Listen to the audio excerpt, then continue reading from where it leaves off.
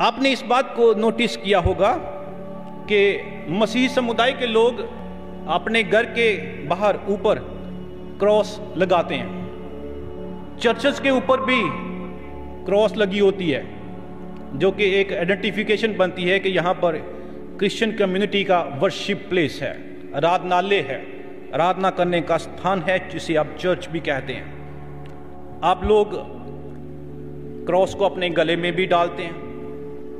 विभिन्न भजनों में भी सलीब का जिक्र आता है। लिखने वालों ने कई कविताएं भी पोएम पे लिखी हैं, और प्रचारकों का ये एक मुख्य थीम रहा है कि वो सलीब पर प्रचार करते हैं। आखिर क्या बात है जो सलीब को, किस बात ने इतना सिग्निफिकेंट और इंपॉर्टेंट बना दिया कि ये क्रिश्चियन कम्युनिटी के लिए एक वर्शिप का ऑब्जेक्ट बन गया? Why cross is remembered in Christian community and all over the world? What made it significant? What is its importance? क्यों इसको इतना अहमियत दी जाती है? मुकद्दस बाइबल में अगर हम इसके मीनिंग को ढूंढें तो मैं आपको स्मरण दिलाते हुए कहना चाहता हूं, व्यवस्था विवरण उसकी 21 अध्याय उसकी 22 और 23 आयत में पुराने अहदनामे में उस शख्स को, उसका जिक्र है जिस शख्स ने मौत योग्य गुनाह किया हो, कोई पाप किया हो, कोई गलती कर दी हो, तो उसको वो लोग लकड़ी के ऊपर लटकाते थे और वो मर जाता था। लकड़ी के ऊपर लटका कर किसी को प्राण दंड देने के इस प्रक्रिया को उस आयत में खुदा की तरफ से श्रापित गिना गया है। प्रभु यीशु मसीह के समय यहूदी लोग रोमी साम्राज्य की गुलामी में थे, और ऐसे संदर्भ में यहूदियों को किसी को प्राण दंड देने का अधिकार नहीं था। लेकिन जब वो रोमी साम्राज्य के सामने खुदाबंद यीशु मसीह को पेश करते हैं तो वो उसे कहते हैं, इसे मौत दे, इसे मृत्यु दंड दे, इसे सलीब दे। क्यों सलीब मांगा? क्योंकि उन्होंने ऐसा विचार किया कि अगर खुदावंद यीशु मसीह को सलीब पर लटका कर मारा जाएगा तो ये खुदा की तरफ से श्रापित गिना जाएगा और लोग इसे जल्द बुला जाएंगे। लेकिन हम हमारी हैं परमेश्वर के, जिसके अद्भुत कामों को हम आम रीति से समझ नहीं सकते, लेकिन खुदा का कलाम ही हमें इस बात को समझाता है। प्रभु यीशु मसीह ने परमेश्वर के श्राप को पापी मनुष्यों की खातिर अपने ऊपर ले लिया और हमारे लिए बरकत का बाइस बना। खुदा का कलाम कहता है मसीह हमारी खातिर श्रापी बना और उसने मोल देकर हमें व्यवस्था से छुड़ा दिया, उस श्राप से हमें मुक्त कर दिया जिसका जिक्र यहाँ पर किया गया था। क्योंकि लिखा है जो कोई काट पर लटका जाता है वह शापित है। खुदावंद यीशु मसीह ने अपनी जान सलीब पर, लकड़ी पर, काट पर लटकते हुए त्याग दी।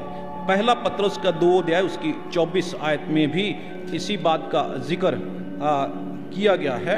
लिखा, वह आप ही हमारे पापों को अपनी देह पर लिए हुए क्रूस पर चढ़ गया, जिससे हम पापों के लिए मरकर धार्मिकता के लिए जीवन बिताएं।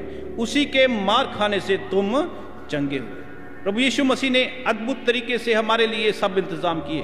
प्रभु को इस सब के लिए धन्यवाद देते हैं। चर्च में अक्सर आप कैंडल को देखते हैं। कैंडल्स का चर्च में आना भी एक स्पिरिचुअल लेसन को सिखाता है।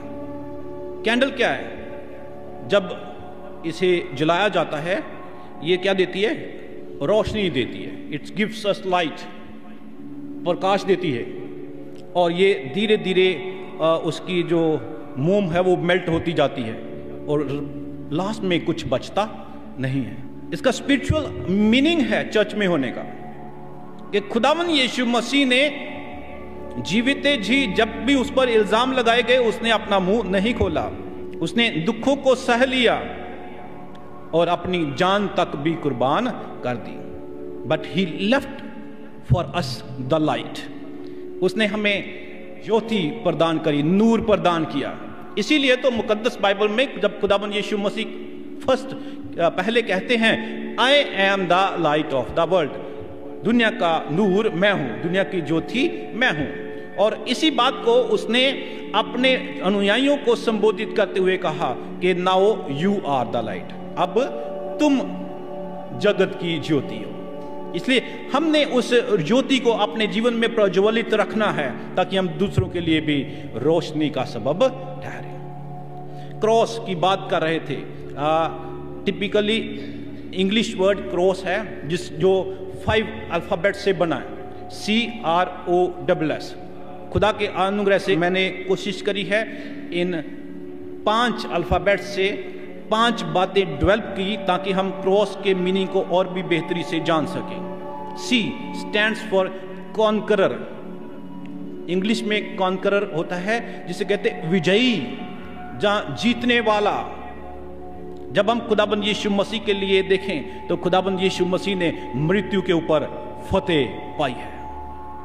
खुदा के कलाम में करंथियों के पहले खत 15 अध्याय उसकी 55 आयत में लिखा, जय ने मृत्यु को निगल लिया। हे मृत्यु तेरी जय कहां गई रही, हे मृत्यु तेरा डंक कहां रहा। खुदाबंद यीशु मसीह ने मृत्यु के डंक को तोड़ दिया। पहला करंथियों उसका 15 अध्याय उसके 20 आयत में लिखा, परंतु सचमुच मसीह मुर्दों में से जी उठा और जो सो गए हैं उनमें वह पहला फल है, क्योंकि जब मनुष्य के द्वारा मृत्यु आई तो मनुष्य ही के द्वारा मरे हुओं का पुनरुत्थान भी आया। और जैसे आदम में सब मरते हैं वैसे मसीह में सब जिवाए जाएंगे। यह है फतेह, यह है विजय जो खुदावंद यीशु मसीह ने पाई है, और वो हम सब के लिए है। जहां लिखा प्रभु यीशु मसीह पहला फल है, तो कई दफा कई लोग सवाल उठाते हैं, कहते हैं पहला फल कहां? खुदावंद यीशु मसीह से पहले भी तो मुर्दों में से जी उठे हैं, जैसे लाजर, जायरस की बेटी और बेवा का बेटा। और खुदावंद यीशु मसीह के सलीब पर लटकते समय बहुत तेरी कब्रें भी खुल गई थी, धर्मी लोग जी उठे थे और चलते फिरते नजर आए। तो फिर ये प्रभु यीशु मसीह पहला फल कैसे? मैं बताना चाहता हूं कैसे वो सब जी उठे, लेकिन फिर से मरने के लिए, लेकिन हमारा यीशु जी उठा दोबारा ना मरने के लिए। That stands for his first fruit. R stand for reconciliation. Reconciliation होता है कि दो शख्स अलग अलग हो गए, ब्रिंगिंग देम टुगेदर, उनको फिर एक साथ लाना, मेल कराना, जो पहले एक दूसरे से बहुत जुदा हो चुके थे। रोमियो के खत 5 अध्याय और उसकी 10 आयत में खुदा का कलाम हमें बताता है कि लिखा, क्योंकि बैरी होने की दशा में जब हम विरोधी ही थे, प्रभु के विरोधी ही थे, गुनाह में थे, बैरी होने की दशा में उसके पुत्र की मृत्यु के द्वारा हमारा मेल परमेश्वर के साथ हुआ। प्रभु यीशु मसीह ने जान कुर्बान करी, हमारा मेल परमेश्वर के साथ किया। प्यारे जो हमारा खुदा न्यायी है, हिज जज, और उसके सामने पाप कभी दंड दिए बिना रहता नहीं है। और ये प्रभु यीशु मसीह का बलिदान है पूरी मानव जाति के गुनाह के बदले में। ये परमेश्वर पिता के सन्मुख उस जस्टिस को, उस न्याय को पूरा करने के लिए ही दिया गया। Sacrifice of Jesus is to Father for sin of whole humanity। पूरी मानव जाति के गुनाह की मुआफी के लिए प्रभु यीशु मसीह का बलिदान ऑफर किया गया, जो हमें छुड़ाता है। S stands for satisfaction।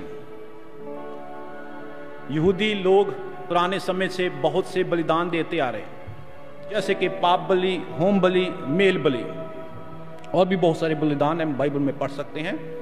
वो सारे परमेश्वर के न्याय को संतुष्ट नहीं कर पा रहे थे। They were not able to satisfy the justice of God। इसीलिए खुदावंद यीशु मसीह को जमीन पर आना पड़ा और उसने एक ही दफा अपना पाक और साफ बलिदान अर्पित किया ताकि खुदा के न्याय को संतुष्टि हो सके और हमें आगे से कभी किसी बलिदान को अर्पित करने की जरूरत ना पड़े। Last S stands for substitution. Doctor medicine लिखते हैं, आप केमिस्ट पे जाते हैं लेने के लिए, वो कहता नहीं है, फिर क्या कहते हैं? सब्स्टिट्यूट दे दे। सेम सॉल्ट, सेम पावर का नाम बदला हुआ दूसरा दे दे। अब इस कंसेप्ट को मैं यहां पर अप्लाई करते हुए यूं कहना चाहूंगा कि गुनाह तो हमने किया था, पाप मैंने और आपने किए थे, लेकिन उसकी सजा सब्स्टिट्यूट किसी और को, हमें सजा मिलनी थी, हमें दंड मिलना था, लेकिन उसकी सजा किसी दूसरे को दी गई। किसे? यीशु मसीह को। यीशु मसीह को। That is substitution. हमारी जगह प्रभु यीशु मसीह ने ले ली। दिमाग हमारे बुरे विचार करते थे, कांटों का ताज उसके सिर पर पहनाया गया। हाथ हमारे बुरे काम करते थे, कील उसके हाथों पर ठोके गए। पांव हमारे बुरे रास्ते पर चलते थे, लेकिन कील उसी के पैरों में ठोके, ताकि हम उसमें पाक और साफ ठहरे, जिंदगी पा जाएं। और इस सब के लिए हम प्रभु को धन्यवाद देते हैं, जिसने सलीब के जरिए हमें ये रूहानी जिंदगी के पाठ सिखाए हैं, ताकि हम प्रभु की सलीब की अहमियत को समझते हुए अपने जीवन को व्यवहार करें। हमें और भी बहुत से पाठ सिखाती है, तो सलीब हमें सिखाती है कि हमें विनम्र बनना है, जैसे प्रभु यीशु मसीह विनम्र था। प्यारे जो खुदा का कलाम हमें बताता है, आज अंजील मुकद्दस से पाठ पढ़ा संत मरकुस की इंजील 9 अध्याय में से, जिसमें प्रभु यीशु मसीह के साथ चेले जा रहे थे, पीछे पीछे जा रहे थे, अपने अपने गुड़गुड़ा रहे थे, हम में सबसे बड़ा कौन है। प्रभु यीशु मसीह ने कफरनहूम पहुंचते ही उनको सवाल पूछा, तुम्हारे क्या बहस कर रहे थे? कहते कुछ नहीं प्रभु। कहता मुझको पता है। कहते तुम में जो बड़ा होना चाहे वो सबका दास बने, सबसे छोटा बने। वहां पहुंचते ही खुदावंद यीशु मसीह ने एक बच्चे को लिया, गोद में लिया। कहते जब तक कोई इस बालक की मानिंद मुझे ग्रहण नहीं करता, वो परमेश्वर के राज्य में प्रवेश नहीं। कहता जो मुझे ग्रहण करता वो मेरे बेचने वाले को ग्रहण करता है। इसलिए हमें इन सच्चाइयों को जानना है, अपने आप को विनम्र करना है। खुदा का वचन हमें इसी बात के लिए ही प्रेरित करता है। पुराने अहदनामे से हमने पढ़ा मूसा के बारे में। मूसा के ससुर ने उसको सलाह दी, अरे सारी इस्राएली कौम के न्याय का बोझ तेरे ऊपर है, तू लीडर चुन, अगुए चुन, अगुए उनको जिम्मेदारियां दे। तो उसने कितने चुने? 70 अगुए चुने। और खुदा ने कहा जो रूह तुझ में है मैं तेरे से निकाल के उनमें डालूंगा। अब मूसा में कौन सी रूह थी? मूसा में हलीमी की रूह थी।